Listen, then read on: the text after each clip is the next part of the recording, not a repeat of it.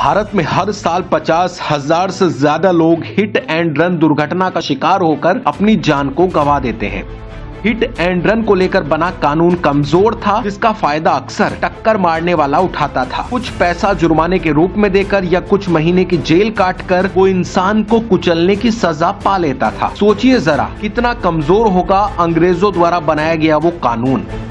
लेकिन मोदी सरकार ने हिट एंड रन के बढ़ते मामलों को देखकर इसमें संशोधन किया। भारतीय न्याय संहिता 2023 में हुए संशोधन के बाद अब हिट एंड रन के मामलों में नियम सख्त हो गए हैं।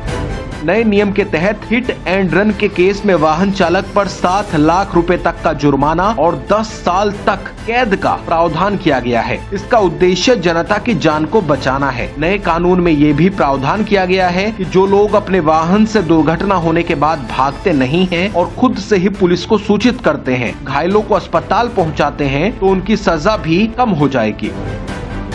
अब मुद्दों की तलाश में बेरोजगार बैठी विपक्षी ड्राइवरों में अफवाह फैला रहे हैं कि ये कानून उनके खिलाफ है, जिसके चलते ड्राइवर भी परेशान हैं। असल में ये कानून किसी भी एंगल से ड्राइवरों के खिलाफ नहीं है। ये कानून खिलाफ है उन लोगों के जो हिट एंड रन को लेकर बने पुराने कानून का फायदा उठाकर वाहन दौड़ाते हैं और पब्लिक को रौंदकर फरार हो जाते हैं।